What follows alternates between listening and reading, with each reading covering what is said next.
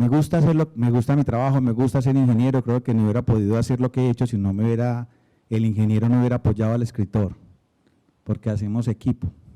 Y de alguna manera gerenciar, como dijiste, o tener una disciplina más estructurada, me permitió también enfocarme en proyectos literarios que tuvieran sentido, porque como tal escribir no solamente es sentarse y hacer cosas, si uno quiere publicar, si uno quiere moverse, tiene que tener una mirada mucho más amplia, moverse en otras cosas. Yo creo que la ingeniería me ayudó como con esa visión. Entonces siento que sí, está bien que sea ingeniero y está mucho mejor. Me gustaría saber, por tus tierras, por tus lados, ¿la vuelta es más o menos igual o es diferente? Porque entiendo que es un poco diferente. ¿Cuál es el estatuto, cuál es el lugar que se le concede tanto a la literatura infantil como al niño como lector? Yo siento que escribo, yo no pensé que iba a escribir literatura infantil. Yo escribo libros que también pueden leer los niños. Entonces ese es un asunto que nos cobija a todos. Por eso mi forma de escribir es un poco más sencilla, digo yo, porque siento que todos pueden buscar lo que necesitan ahí. En Medellín, en muchas partes, es que es un asunto, como te digo, muy nuevo. Yo, de hecho, vengo estudiando literatura infantil los últimos 4 años, que asisto a talleres y descubro un mundo que no sabía que estaba ahí, un montón de autores y unas bellezas. Yo creo que lo que nos convoca mucho a los que escribimos para niños es la belleza de la literatura que hay ahí, las ilustraciones, los libros ilustrados, los libros álbum, los libros silentes. Ni siquiera necesita uno palabras para contar historias y son de una profundidad, de una filosofía, de una cosa impresionante. Y llega un niño y entra por ahí porque siente que la puerta se le abre, que es fácil para él, que se puede involucrar, que se tiene en cuenta. Y son los que más valoran lo que uno hace. Ustedes no se imaginan, en una escuela llega uno y les lee y esos niños dicen gracias por pensar en mí. Y un día fui a una escuela y se quedaron en silencio después de que leí un cuento y una niña se acercó, me abrazó y se fue.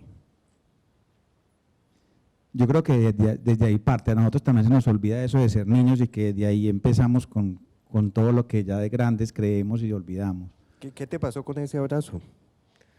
Yo me quedé sorprendido porque precisamente… ¿Qué representó para vos? Sí, yo había leído Benilda y la niña que me abrazó era una niña igualita a Benilda, ¿cierto? Yo cuando leía, yo la miraba a ella porque era la única niña afro de la clase. Entonces, la niña debe haber sentido todo el tiempo la mirada mía y la mirada de los compañeros cuando estaba hablando de ese tema, porque esa era ella, o sea, soy yo la protagonista. Y a mí sentí una conexión con ella y lo que ella hizo fue venir y decirme gracias con eso. Pensaste en mí. Y es lo que muchos niños dicen, no solamente en eso. Benilda ha sido un libro mío que se lee mucho y que ha estado en muchas partes, pero si esculcan un poquito en lo que yo hago, yo valoro como el hecho de ser distinto, el hecho de ser diferente, el hecho de rescatar eso que uno es, que lo hace otro. Y un niño sabe leer eso y encontrar eso. Y temas delicados, volviendo a colegios, yo creo que uno de las cosas bonitas que me ha dado escribir es ir a colegios. Un niño feliz un día que porque iban a hacer una obra de teatro y un cuento mío, y yo me creía pues una estrella famosa, una obra de teatro con un cuento mío, y ese niño orgulloso. Si era la felicidad de ese niño, es que el punto mío es el punto número 4 del programa, y usted tiene que verme a mí. Y yo, sí, ¿qué vas a hacer? No, yo salgo en una obra de teatro que hicimos suya. Y yo, sí, ¿y cuál es tu papel? Yo soy el palito. Palito no hablaba, es un pajarito que está en un árbol y se cae la ramita. Un NPC. Claro, y el pajarito se queda muy triste porque quedó sin ramita y entonces se encuentra un gato, ¿cierto? Y se van y cogen esa ramita y la siembran. O sea, el palito no hace nada. Pero la felicidad de ese niño y el orgullo de que era el palito. Mira, uno quiere ser tan importante, hacer tantas cosas y tan chévere, a veces es solo el palito. No, estar ahí, él era el protagonista de ese cuento y ni yo lo sabía. Vos acabas de mencionar Benilda, y en Colombia en este momento, y lo sé porque estoy haciendo un doctorado en ancestralidad africana, y justamente el tema que estoy revisando es hasta qué punto libros de matriz africana o que tengan que ver con la tradición ancestral afro en Colombia están presentes en el aula. Pues nos dimos cuenta que o han salido de catálogo, estaban en norma, por ejemplo, de Otro Mundo, Ana María Machado, estaba en norma, a Niña Bonita, que es un exitazo, no la sacan. Pero, por ejemplo, de Otro Mundo, que es un texto que permitiría trabajar el tema del candomblé, lo afro, está muy presente. Yo creo que lo que ocurrió con esta chica fue esa empatía, se sintió interpelada, ¿sí? Hablando un poquito, revisando tu hoja de vida, vos has hecho trabajos y has reflexionado sobre esta dimensión y me parece que tanto la literatura infantil como la literatura queer, como la literatura de mujeres en cierto momento de la historia, como la literatura afro, están en una periferia, están en una exclusión que incluye lo editorial y están desbalanceadas de un centro en donde hay unos autores consolidados, que la crítica trabaja, que los profesores trabajan, que incluso el Ministerio de Educación incluye como material de trabajo dentro del aula. Contanos un poco, que creo que por aquí nos interesan mucho esos temas. Pues asuntos de inclusión es lo que yo hago, por ejemplo. Un abuelo me compró un libro que se llama Entre los dedos, yo creo que han pasado cosas ahí atrás, que es una mano como así, soltando palabras. Hay un montón de cuentos y uno de los más breves, son como 3 líneas o 4. Y ahí habla que los caballeros más valientes de ese reino, cuando terminaban sus batallas y llegaban a sus castillos, no los esperaban, los esperaban otros 7 caballeros. Solo eso. Y me dice este amigo, yo le voy a regalar este libro a mi hijo, pero ¿sabes qué? Es hora de que él también toque estos temas en su casa. Y mira, era solo una frase, quizá lo que aparecía ahí, pero es un poquito más como de ver esas otras realidades, de ver eso otro que ocurre, como me estás diciendo con lo afro. A mí me gusta lo afro porque yo bailé folclore mucho tiempo y mi baile favorito era el currulao, entonces yo sentía mucho esa música muy mía. ¿Y te dejaban bailar currulado así todo blanquito? Claro. Sí. A mí me dijeron aquí doña Carmen no me dejaba. A mí es que en Cali me dijo un profesor en una biblioteca, es que usted es muy atrevido, usted es mestizo y viene a escribir de afro, pero yo no siento que escriba de afro, yo siento que escribo de la infancia, o de lo que para mí es esa sensibilidad de lo infantil, y por ese lado es que uno se puede mover. Sí, porque una afirmación que he escuchado cuando hemos reflexionado sobre qué es literatura infantil, pues ante todo es literatura, ¿sí? Buena parte de la pelea que ha habido con, digamos, con las literaturas adultas, con las literaturas consolidadas, con decir Tomás Mann sí es literatura, pero Ana María Machado no, por esa manera de hacer las cosas, pues nos retrotrae a la afirmación de que la literatura vale en sí misma por ese potencial que siempre ha tenido la literatura. Y entonces eso nos salva un poco de las etiquetas, ¿sí? Ante todo estás haciendo textos que son susceptibles de ser leídos por niños, pero me parece muy interesante lo que estás diciendo porque yo siento lo mismo acerca de la fábula. En muchos casos en los planes escolares se piensa que la épica tiene que estar en 11 y que la tragedia debería estar no sé dónde en 10º. La tragedia es más compleja que la épica, pero la fábula tiene una mayor capacidad de discusión política que está a la par que la tragedia. Entonces, a veces no se piensa muy bien en esos públicos, sino que se lo piensa desde una historiografía literaria o desde tradiciones como las de nuestra Escuela de Estudios Literarios, la organización de lo que se hace en las aulas. Hay una pregunta que es inevitable cuando tenemos el autor, a veces la responden, otras veces no, porque a veces son conscientes de eso. Cortázar dice, yo cuando escribo un cuento, yo no sé muy bien cómo ocurre, en cambio cuando escribo una novela, arranco, pero yo no creo que eso sea lo que pasa. Entonces, los autores a veces son conscientes de eso que hacen. Háblanos un poco sobre tu proceso para producir un texto, tener rituales, consultás, te subís a hombros de gigantes. Ahorita hablamos un poco de eso cuando te propongo un ejercicio y al público, a propósito de Marina Colasanti y con como haciendo un caballo, les voy a proponer para que hagamos mentalmente ese ejercicio, pero contanos en tu caso qué es lo que pasa, hasta dónde te das cuenta. No, yo creo que uno no se da cuenta del todo. Yo empiezo a escribir un cuento y sé cómo empieza y se va solo. Ellos mandan. De eso sí soy consciente, ellos mandan. Yo empiezo una historia y ella solita se va construyendo. Esta semana vi una ilustración, de ahí parto muchas de las cosas que yo hago, parte de ilustraciones que veo. A mí la imagen me llega y me crea una historia. Y en este cuento que hice había una niña vestida de rojo montada en una ballena. Y yo, otra historia más de Caperucita Roja. Yo he escrito de Caperucita Roja por ahí 20, 30 cuentos. Esta semana, de hecho, escribí 2 cuentos de Caperucita Roja. Y yo decía, es que esta imagen es muy poderosa. Yo veía a esa niña ahí montada y yo, esto tiene que contar una historia. Y bueno, la niña va, quiere pescar y la ballena le dice, pero este día no es para pescar, está lluvioso, no hay nadie. Y dice la chica, pero tú estás aquí. Y dice, no, pero no me puedes pescar a mí, es muy grande para ti. No, pero podemos empezar por ser amigos. Y se va con la ballena y se monta en la ballena. Mira que estamos ya hablando de la pura fantasía, empezando porque hablan una ballena con una niña, ¿no? Se monta en la ballena y se van allá a lo profundo, pues a lo más alejado de la costa, y pescan para las dos, para la ballena y para la niña. Y surge ahí en lo inesperado una historia de amistad, que es lo que finalmente puede ver un niño, ¿cierto? Dice, nada, se vale que uno sea amigo de este tan diferente, este tan grande, con esta tan pequeña, ¿cierto? Pero se puede crear esa amistad, la fantasía permite eso, y el pacto que uno crea con el niño.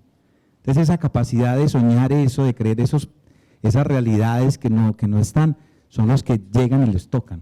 Jairo Buitrago y Rafael Jócten son una de las parejas más importantes de la literatura infantil, hacen parte de algo que mostramos a nivel internacional y en muchos casos la sombra de otros autores colombianos impide que nos acerquemos a esos textos tan fundamentales como son los de la literatura infantil. Frente a eso, como autor, y te lo pregunto porque el mismo asunto ocurre con los otros autores del Pacífico que yo conozco. Uno busca en las editoriales textos afro o de matriz africana para llevar a las aulas y esa vaina no se consigue, no lo hay, está en digital, pero no está la experiencia de poderlo coger en papel. Y sin embargo, mi amigo Audilio Revelo, que es autor del Pacífico, me dice, somos más de 100 autores que tenemos publicados libros y eso no llega a las aulas. ¿Por qué no te referís un poquito a este asunto, a este enjundio que yo estoy planteando? Que yo sé que es largo, pero nos gustaría mucho escuchar lo que pensás. Lo que pasa es que yo creo que te está gustando meter un poquito el dedo en la llaga, ¿cierto? Eso de que uno haga cosas y se muevan, que lleguen a los colegios, que uno pueda colarse en ese plan lector que tanto me decía un amigo, es un asunto tan complejo, hay tanta gente que hace cosas tan bonitas. Uno cuando va, por ejemplo, a los talleres, yo voy con Gabriela a los talleres de Altazor, y gente que escribe cosas tan bonitas, me dice, ¿esto cuándo podrá tener como toda esa magia de un libro publicado? Yo soy un comprador compulsivo de literatura infantil, me encanta la literatura, me encantan los libros ilustrados, los libros álbum. Yo empecé a estudiar yo me metí y quise hacerlo con responsabilidad, que no bastara solamente con escribir por lo que nacía en mi corazón, sino que también quería ver qué había detrás. Y eso implicó un asunto económico importante porque mi biblioteca, que era un solo estante, terminó en 7. Y yo estoy en una clase de literatura y este libro de no sé qué, ¿cierto? Y es porque yo siempre estoy como en esa constante búsqueda de la belleza y de lo simple. Uno busca un libro de estos y la gente no le pone cuidado y dice, no, eso no tiene gracia, y pasan de largo por la literatura que podemos llamar infantil, y no saben la belleza que uno encuentra. Unos textos, de hecho ni siquiera necesitas palabras, uno llega y mira esas imágenes. Como Chauntán. Exacto, Sí. uno dice, no, esto es impresionante. Y esos libros que pasan de largo, unas cosas que uno dice, no, estos días me regalaron un libro que se llama Mi Pequeño de Saúl, yo creo que es el apellido, ¿no? Va pasando las páginas y en cada ilustración está la mamá con el niño. Y el niño va creciendo, ¿cierto? Pero luego la mamá se va haciendo como pequeña y finalmente está solo el niño, que ya pues el adulto, y la mamá pues que de alguna manera entra en su corazón. Entonces esas cosas uno las lee y uno dice, wow, esto por qué no llega a más partes, porque es que uno siente y uno puede tener un instante, un cuento es un instante de emoción, una novela son más pedazos de todo, pero cuando uno lee un cuento, se conectó, o un libro de estos y uno dice, aquí está, y hace como clic con otra cosa. Y yo creo que soy un poquito torturador con mis amigos porque llegan a mi casa y yo cojo un par de libros de esos que sé que van a llorar. Que duelen, como camino a casa. Como camino a casa, y uno dice, camino a casa además sorprende al final, uno tiene que tener otro ojo para entender que, esto es lo que pasa, porque un niño lo lee, disfruta la imagen y una historia, y llega otro adulto y encuentra otra cosa. Encuentra un asunto de la desaparición, un asunto de la pérdida. La violencia en Colombia. Claro, y la violencia en Colombia. Entonces encuentra muchas otras cosas ahí. Tengo miedo de también es otro, de que refleja también esa desaparición forzada me fue, bogotano también. ¿Qué nos dirías a nosotros como jóvenes, como personas que estudiamos la literatura, que queremos centrarnos en la literatura infantil? ¿Cómo nos metemos en ese medio? ¿Cómo empezamos y cómo nos hacemos un nombre como tú, que ya tienes todo un recorrido y ya has participado en muchas cosas y has tenido también bastante inmersión dentro de los autores? Yo lo que les decía, hay que meterse y explorar. Tal vez suene como un discurso muy repetido, pero el hecho de dejarse sorprender como los niños lo hacen, permitirse eso. Encontrar en lo que uno tiene al lado algo interesante. Yo venía del aeropuerto ahora y venía un carro que tenía un montón de matas en la parte de atrás. Y yo, y ese carro está muy de este lugar, porque es un carro muy afro, tenía todo ese pelo. Y yo, uy, qué chévere, pues un carro afro está acá, alguna cosa saldrá de esto, ¿cierto? Es permitirse asombrarse con eso que está ahí a la mano. Y es permitirse sentir, es disfrutar. Eso otro es permitirse la ternura, explorar. No es malo sentir, no es malo llorar, no es malo emocionarse. Uno cree que crece y tiene que cortar eso. Yo creo que uno tiene que permitírselo. Y por eso traje a mis amiguitos a este conversatorio. Este soy yo cuando tenía 5 años, que una amiga me lo tejió, y este es Benilda, pues que Benilda ya es como mi hija también. Están ahí. Y yo esta mañana decía, ¿los empaco o no los empaco? Y dije, sí, finalmente sí, porque es que es parte de eso que yo soy, es parte de eso de ser niño y de tener un poquito de dulzura, precisamente en un día tan complicado como hoy. Ustedes están acá, están escuchando otros temas, quizá un poco inesperados, pero ustedes miran estos muñecos y algo de ternura se llevan y dicen, este señor, ¿por qué trajo esto acá? Pero eso es un poquito de lo que uno es. Quien escribe tiene que buscar lo que lo motiva, y hacerlo con transparencia, no hay que forzar nada. Yo creo que me siento muy cómodo escribiendo porque yo no lo hago por obligación. A mí no me dicen, tenés que hacer esto, o si no te pasa algo, no, yo escribo por el mero hecho de disfrutarlo. Yo quiero agradecerte como profesor de literatura, como profesor de esta Escuela de Estudios Literarios y como miembro de este auditorio, lo que nos has compartido, las rutas que nos abrís y las páginas que nos vas a leer, para las cuales pido de antemano un aplauso. Sería el colmo que lo dejáramos ir sin que nos leyera algo. Aquí dice su merced. Es que, hablando de eso de que los niños apenas se tienen en cuenta ahora, yo leía a Hansel y Gretel y yo no podía entender que los papás dejaran a esos niños tirados en el bosque. Yo, pero ¿cómo este cuento lo seguimos leyendo ahora? Me parece justo. Yo me peleaba eso y le dije a un profesor, pero ¿por qué esos padres hicieron eso con esos niños? ¿Por qué? Y me dijo, no, es que no eran niños. Hace 200 años no eran niños. Eran adultos, eran hombres pequeños. Adultos en miniatura. Claro, no estaban esperando sino que tuvieran la fuerza para poder cargar y llevar cosas y poder producir en la casa. Entonces yo lo estaba leyendo 2 papás y 2 niños, pero ellos me estaban contando la historia de 4 hombres, de 4 personas en una casa. Y entonces de los 4 adultos podemos deshacernos de 2, porque el pan no alcanza sino para 1. Y son cosas que uno dice, es que increíble, ¿cierto? Mira, hace 200 años en Europa. Ahora nosotros estamos en pañales en muchas cosas, qué particular, ¿cierto? Que estemos en pañales en una cosa que es para niños, ¿no? Deberíamos tener, sí, deberíamos hacer otra cosa, pero yo creo que estamos aprendiendo. Yo creo que estamos entendiendo más al otro en la diferencia, en lo que quieras ponerlo, en las infancias, o en lo diverso de lo otro que podamos poner las letras que sea, en lo de género, lo que queramos. Yo creo que estamos aprendiendo todos un poquito, porque venimos con una herencia que es difícil romper, pero estamos haciendo cosas. Tal vez hay muchas voces que no hemos escuchado y muchas cosas que no hemos leído, que están ahí esperando su momento, como decías ahora, de unos autores del Pacífico, ¿cierto? De muchas partes, de muchos lados. A mí mismo me ha costado mucho sacar lo que tengo. Y esos libros que yo he puesto, les aseguro que no han sido gratis tampoco. Es una aventura que implica toda una proyección extraeconómica, ¿cierto? Hay que ser grande para adquirir para niños también en ese sentido de que las cosas se muevan. De hecho, hay escritores que yo veo que tienen una tremenda estrategia impresionante, pues se hacen cosas y cosas y cosas y cosas, y digo, ¿cómo? Hay una autora chilena que se llama María José Ferrada que me encanta y es súper joven. Y ella ha hecho por ahí 40 libros, y cada libro con un ilustrador diferente en todos los idiomas, y unas ilustraciones, unas bellezas. Y además escribe lindo, y son poemas, son unos textos breves, y uno dice, increíble.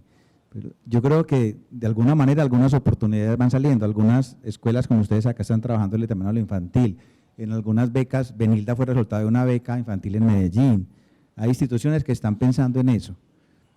Yo creo que uno no puede tirar la toalla y decir no se puede ahora. De alguna manera hay que seguirlo haciendo.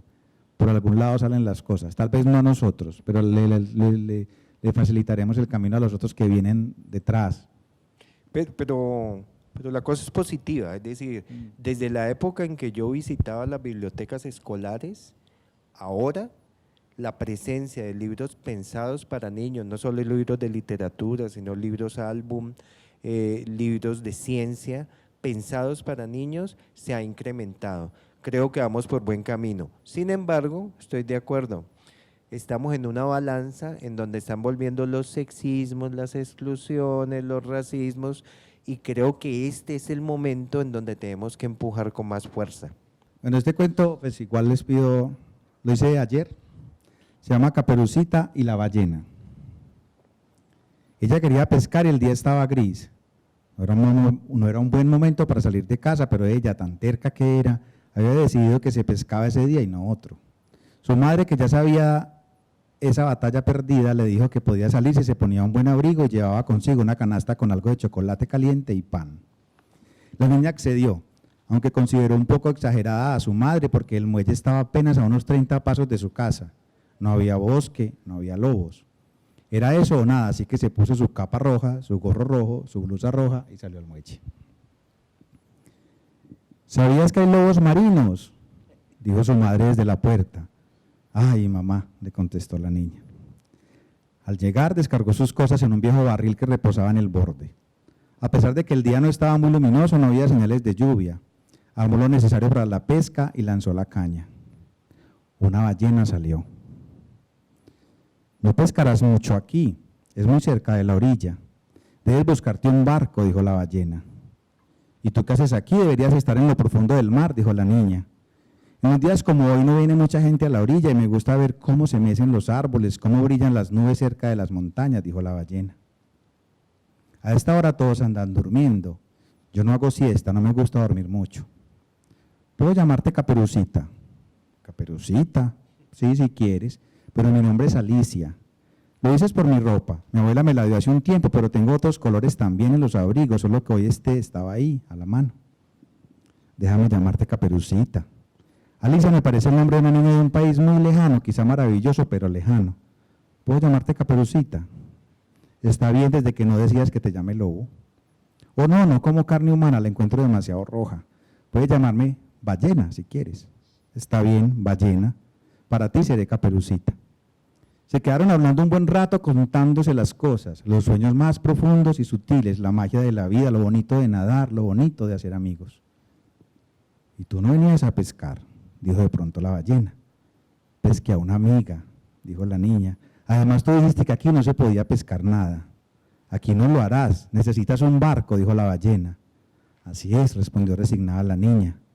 O una ballena llamada ballena. Oh, dijo la niña y se trepó a la ballena. No se fueron muy lejos del muelle, pero la emoción y el deseo de una buena pesca las llevó lejos de casa. No había de qué preocuparse, era lindo estar encima de una ballena recorriendo el océano. Cuando estuvieron en el punto correcto, de acuerdo con los conocimientos de la ballena, Caperucita lanzó su caña una y otra vez. Fueron muchos los peces que cayeron en su bolsa y fueron muchos los peces que se comió la ballena. Casi dejé a 100 peces a Caperucita porque la niña no los disfrutaba crudos. Hasta que la luna dio asomos en el mar. Es hora de volver a casa. Mi madre debe pensar que me ha comido un lobo, dijo la niña. No hay lobos marinos por aquí, contestó la ballena. Lo sé, pero es mi madre. Ella cree que siempre terminaré en la panza de algún animal hambriento. Así son todas, vamos. También tengo madre y ella le teme a los arpones. Vamos. La niña llegó a casa cargada de peces. Su madre la miró sorprendida, pero no dijo nada. Le gustaba saber que estaba otra vez junto a ella. Lo demás lo consideraba ganado. Estaba fuera de peligro. Deberías hacer más amigos, dijo su madre mientras cocinaba. Últimamente te veo muy sola. Tranquila, mamá. Los amigos aparecen cuando menos lo esperas. Le contestó y se quedó con la mirada perdida en el mar. Un árbol que crece en una pecera. Hoy un árbol crece en mi pecera. Ha saltado los límites del borde y sigue buscando el cielo opaco de mi sala. Lo veo crecer mientras espero que se enfríe mi café. Todavía echa humo y me gusta más cuando está frío. Así que hay tiempo. Siempre hay tiempo para un café frío. Abrazo a la pecera y le hablo a la planta. No entiendo cómo ha crecido tanto. No entiendo cómo hay vida en ese recipiente si no he vuelto a cambiarle el agua, si no hay peces allí para darle sentido a su nombre. Quizá compre un pez, uno de esos que les gusta estar solos, que nadan infinitamente en un espacio pequeño y no pierden el color ni cierran los ojos. Recuerdo que los peces nunca cierran los ojos y me doy cuenta de que me estoy volviendo pez porque cada vez duermo menos. Si me vuelvo pez, me gustaría estar junto a una planta como esta. Es fuerte, es independiente y creo que si algún día olvido echarle agua, saldrá por el balcón y buscará el charco que se hace allá cuando llueve. No se morirá y de paso yo sobreviviré con ella. No me había fijado que esta planta no tiene hojas. También es víctima del otoño como mi espíritu que se siente despoblado. Busco las hojas perdidas y no aparecen ni en el agua, ni en la mesa, ni en el piso. Seguramente mi madre ha limpiado todo. Ojalá supiera limpiar las hojas que a mí me caen por dentro. Esas que ahogan. Ella lo intenta, quiere verme sonreír, encontrarle sentido a la vida y por eso me hace café. Mamá cree que el café cura las tristezas. Es verdad que le da más fe al chocolate, pero a mí el chocolate me da migraña. Así que deja ese milagro solo para ella. Deja de abrazar ese florero. Vas a romperlo, dice mi madre, revisando que el café está intacto. Es una pecera. Corrijo, y más fuerte la abrazo. No puede ser pecera si no hay peces, me corrige ella. Eso ya lo había notado, y deja de mirar el café que todavía está caliente. No me gusta caliente, le digo yo insolente. Deberías tomarlo caliente, el día está muy frío. Cerraré la ventana, dice ella comprensiva. No la cierres, no hagas nada, hoy no quiero que hagas nada, insisto en mi insolencia. Ella me ignora. Se va. Me deja igual como me encontró, con la mirada perdida entre las ramas de la planta, del árbol. Es un árbol, es grande, yo soy pequeña, cada vez más pequeña y más pez. Me quedo con los ojos abiertos, intentando no parpadear. Los peces no parpadean y yo soy un pez. No parpadeo hasta que me arden los ojos. Mi madre me mira desde una silla de la sala y se va volviendo borrosa. No sé cuánto tiempo pasó. Sigo en la mesa, pero ya no está la pecera y abrazo a una almohada pequeña. Me muevo y cae la cobija que tenía en mis hombros. Mi mamá sigue al frente. Toma chocolate y está tan caliente que el humo me llega acompañado de ese olor de casa, de ese olor a mamá con sus chocolates que alivian el alma. La miro con mis ojos todavía dormidos y le descubro una sonrisa ante los sorbos de su bebida. No puedo evitar responder con otra sonrisa y yo, ya derrotada, acepto que ella me salva sin chocolates, solo con su mirada de niña buena. Me levanto y me siento a su lado en ese sofá color caramelo que tanto le gusta y me dejo abrazar. Si es una pecera, le digo intentando no perder mi dignidad de adolescente rebelde. Es una pecera sin pez, responde resignada. Tú eres el árbol de mi pecera, le digo yo. Y tú eres mi pez. Intenta dormir más. Dormiré más. Cierro los ojos y me abandono en ella. En mis sueños soy un pez naranja, ella es un árbol repleto de hojas verdes y frutos amarillos. La casa está llena de agua y la ventana me muestra un balcón lleno de charcos. Ya todo es un gran charco. Mi madre árbol sigue apuntando a un cielo azul sin nubes, bailando. Y yo, sin parpadear porque soy pez, doy vueltas alrededor de su tallo, soy infinitamente feliz. Los sueños y las realidades parecen ser lo mismo, a veces, como cuando duermes en los brazos de tu madre. ¿Tú cómo comprendes esa distinción entre literatura infantil y literatura que pueden entender los niños? Que me parece muy interesante como mirar cómo podemos profundizar en esa distinción que puede existir, ¿no? No sé. Eso que estás diciendo ha sido una pelea como constante, pues que la gente no quiere, de hecho, que se le nombre como literatura infantil, que se separe como tal. Y la frontera es es como partir en un filito, ¿cierto? Como en el filo del cuchillo, que no sabes para dónde vas o qué tanto estás. Enfocarse si es o no infantil es un asunto difícil de moverse. ¿Yo qué digo? Para que uno sienta que va hacia los niños, hay que pensar como en un lenguaje que a ellos les atrape. No decir que uno se evite palabras. Por ejemplo, yo encontré la palabra alféizar y me pareció tan bonita, la puse en un cuento y me decían quítala porque es un título, es un nombre que nadie sabe. Pero luego un niño me dijo, ay, yo fui y la busqué en un diccionario y lo estoy invitando a otra aventura, ¿cierto? A buscar, a explorar. Yo creo que hay que ponerse un poquito como ante los ojos del niño. Es no sentirnos muy distintos ni muy grandes. Es sentir que podemos hablar así como cuando uno está en cuclillas, ¿cierto? Como cuando uno está sentado en el piso. Yo recuerdo el libro de una amiga que lo hizo y las ilustraciones eran todos zapatos. Y la gente le decía qué sentido tenía dibujar solo pies, dibujaba de aquí para abajo, de la rodilla para abajo. ¿Qué sentido tenía dibujar solo pies? Y ella contestó muy sabiamente, es que mis niños no ven más arriba. Claro, los niños solamente veían los pies, los niños ven eso. Entonces, no es uno decir que está muy arriba con un discurso uno elaborado, sino más bien uno bajarse, si es que ni siquiera es decir eso, es estar como a su lado y escucharlos. No hay nada más inspirador que un niño, ellos enseñan mucho. Pero hay algunas veces un ejercicio del decálogo, del escritor, que yo creo que todos hacemos un poquito, y una de las cosas que yo ponía es escuchar a un niño. Buenas noches. Mi pregunta es, sé que detrás de cada personaje hay un boceto, una construcción de un proceso creativo. En su caso, en esta trayectoria, ¿cuál es su personaje favorito que más ha marcado durante esta trayectoria? Benilda es un personaje que me ha permitido muchas cosas, pero yo también he construido otras historias detrás. Hay un libro que estoy haciendo nuevo que yo sufro mucho en el sentido de que yo soy escritor, pero no ilustrador, y la literatura infantil, como decía Alicia en El País de las Maravillas, debe tener muchos diálogos y debe tener muchos dibujos. Y a mí eso me cuestiona porque yo no soy ilustrador. Entonces, hay un personaje nuevo que estoy creando, que yo mismo estoy dibujando y siento que eso tiene otro peso. Y es un niño que también quiero mucho. Es un niño que está ahí, que también está queriendo mostrarse. En todos los cuentos hay muchas imágenes que están ahí mostrando un poquito de eso que somos. Este niño, como les digo, soy yo mismo cuando tenía 5 años, que es la portada de un libro. Y hay un cuento que habla de él y de sus miedos y de querer hacer otras cosas. Y hay historias en sí de amistad, de cariño, de todo lo que puede ocurrir entre los niños que no tienen ese filtro que ponemos nosotros ni esas condiciones para querer al otro. Hay un poquito de todo eso en todas partes. Yo no puedo hablar solo de un personaje y quisiera que se hablara más como de todo ese montón de niños que cuentan historias. Hay un niño que está muy triste porque se va a ir de una tía, se va a ir de una tía porque la mamá tiene problemas y el niño corriendo quiebra algo y cuando quiebra algo va donde la tía y le dice, ¿dónde me vas a golpear?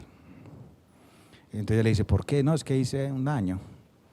Mi mamá me golpeaba y me ataba en la cama porque hacía daños. Entonces le decía, no, pues el pañuelo que me estás pidiendo con que te golpee, no, vamos a jugar a que somos piratas, ¿cierto?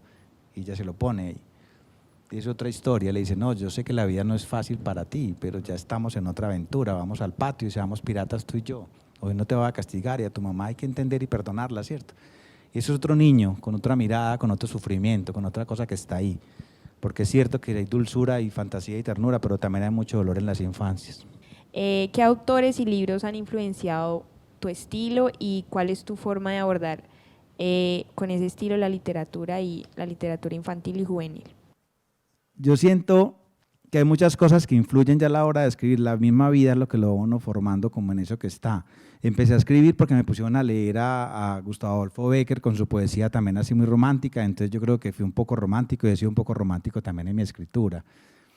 Los libros que busco, que consigo, tienen como toda esa imagen. El libro donde salió este niño, ya había me metido en montones de cursos y yo cuando lo estaba concibiendo, yo quería que tuviera marcos como eran los libros de la literatura rusa. Yo quería que tuviera ilustraciones que parecían a los cuentos que leíamos de niños, como el espejito aparecía en el de Blancanieves.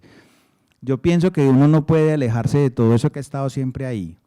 No puedo hablar de un autor como tal que me influya. Yo pienso que me influye más que todo es como la fantasía en general. Ahí tenías por ahí El Señor de los Anillos, por ejemplo. Un libro puede ser un poquito más adulto, pero también está esa magia, están los ents, están todos los seres mágicos, ¿cierto? Todo ese tipo de cosas, las hadas, la magia.